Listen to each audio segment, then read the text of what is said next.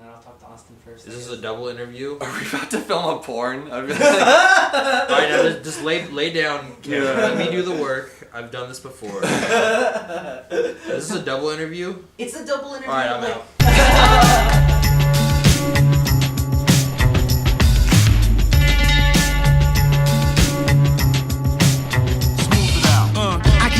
Why some choose to play it safe? Watch check the resume, it's risky business in the AA. And I've been witness to this history ever since. How long you been doing it now? I've been doing it basically straight for 2 years. Okay. I was doing it gay before then. That was a dumb joke. That was a No, I dumb like joke it, to I start like off. Started off with some chuckles, guys. I miss kind of going out to the open mics and then just going out and getting hammered afterwards with all the guys because like we all came up together. And, you know, we do spots like Bar 11 was super, you know, it might be before you ever do Bar 11? I heard of it. Yeah, it was really fun because it was just, you know, it was this spot over on Elkhorn Boulevard and it was a bar. And so it's kind of anything goes. And then we would just get, you know, drunk afterwards. But now comedy is kind of more professional because I'm at the Comedy Store. So, you know, it's definitely a transition you have to get used to because it's more of like almost a real job now. As opposed to just kind of being this thing. It was like a nightlife kind of thing. If this was martial arts, would you have gotten like a yellow stripe belt or on your something? belt or something like that? You know, Little Daves of Our Lives reference right there. Little jujitsu. you know, some judo shit. Yeah. You know, but I mean, like, that whole, like, people look at things as tiered, or what is it, you know, tiers? Yeah. It's like, it's kind of self-defeating. Because there's been nights where I did better than guys who were obviously better than me. And there's been nights where people who were, I felt worse than me just killed it. And then I, you know, ate shit. And you do get better, but people go differently. So after 2 years, I might be better than Comic A. But then after 3 years, Comic A leapfrogged me. You know, and everyone's, I mean, you can't measure funny. So it's like, you're good at being on stage, but funny is so subjective, it's hard to really, like, rank funny. Yeah. I hate bombing in front. Like, I'll bomb, but if I bomb in front of, like, good comedians that are watching, I'll be like, fuck. Yeah. Like, I remember... We just get used to it, because we all bomb in front of each other. We've all seen each other bomb. That's true. Well, I mean, like, for example, I did a show, the last show, El Dorado, run by Laura Condi and Pat Puccini, and Jesse Egan and Billy Bonnell, both front row, watching me just eat shit for like 10 minutes. I could not, and I was just like, fuck! Like, I couldn't believe it, dude, because, you know, you want to impress them. Yeah.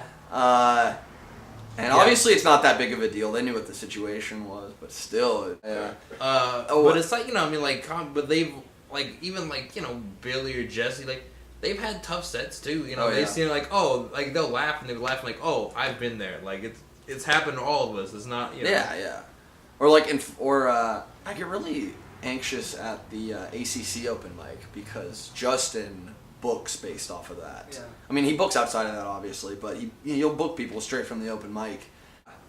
Yeah, that's why I never trip out at Winston's. Like, even though a lot of people freak out about Winston's, or people don't like doing Winston's. Yeah, it's like you have to eat shit sometimes. Yeah. It's like, the only way to get better is to fail. Like, everyone who's ever like, if you never fail, you're gonna like peak. And, and once you fail, you're like, oh, I give up. But, like, failing is sort of healthy, you know? Yeah, definitely, especially in stand-up. Cameron, I know you went through like a down period of comedy recently. Woo! What do you kind of credit that to? Do you like? Oh man, I don't know. I mean, I definitely just, for one, my number one problem, I wasn't writing. This whole year, first 4 months, I wrote maybe twice or 3 times. Like, I actually sat down and wrote. Like, you know, I would come up with ideas every once in a while and write it down. But, so I started writing again. I took a 6-day break, which I know doesn't seem like a lot, but for me that's a lot. So I was like, just refresh myself. And I don't know, man. I started to get worried because I felt like I wasn't improving, and I think I was just being impatient with myself. You know, like when I first came here, I'd already had experience from up in Santa Cruz in the Bay, so I kind of like immediately, you know, I mean, not, you know, I was able to take off kind of quickly and get recognized and everything, and then it kind of just plateaued off, you know, and I was just like, oh, I thought this was just going to be like a rocket ship up to the top, you know. So I think I was just impatient with myself, and you know, you got to realize this is fucking such a long process, So that affected my joke writing. I don't know. I probably still haven't been writing that good of jokes, but I'm starting to have fun again, and hopefully I'm gonna try a couple new jokes out tonight. Yeah, it just gets not fun sometimes. Yeah. You just, for whatever reason, you get some bad spots, you do some bad shows or whatever, they can kind of wear on you. Mm-hmm. But I mean, it's like, writing, you kind of force yourself to write. I feel like sometimes I write too much, so I don't really develop a joke, but I just jump like, oh, I have this thought, and I can't distinguish what's just like a thought in between what's like potentially a bit, But yeah, I mean, it gets depressing sometimes. You do bad somewhere. You want to, you go to a new place. You want to do like I went to. Actually, no. Recently, I had a bad time. I went to Portland, and the first open mic I did, I thought I was gonna do really well. I just ate shit because it was because it's comedy's cliquey. And I didn't think like they'll just they'll want to see me, but they're really probably thinking like all the people I talked to were nice, but they were probably. The comics have the mindset like, oh, who the fuck is this guy? See, like, the newer open micers from the last few months, I guess. And you can tell, like, the people who are just terrible people just are rejected. Don't feel entitled.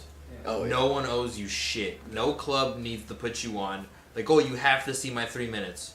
Yeah. No one gives a fuck, dude. There's people who can make anyone laugh everyone can make anyone laugh for 3 minutes. It's not hard. Even if you get some success, like don't feel entitled. Like, be grateful to the people who put you up. You think you're fun. Yeah, we all think we're funny, but like none of us is a superstar. We're all not famous. So just be respectful to other people because we're kind of all in this fucking thing together.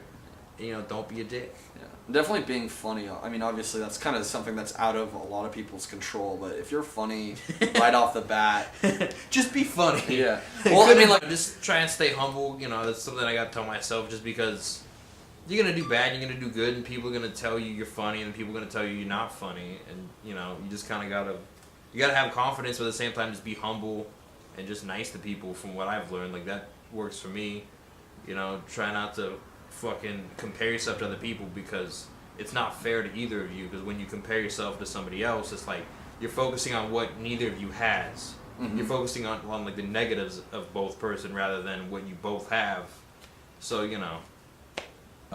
don't be an asshole. I said that quite a few times. Yeah, that's sum it up. That's definitely the main key of just be excellent to one another. Bill and Ted, baby. I guess thanks for everything. Thanks, man.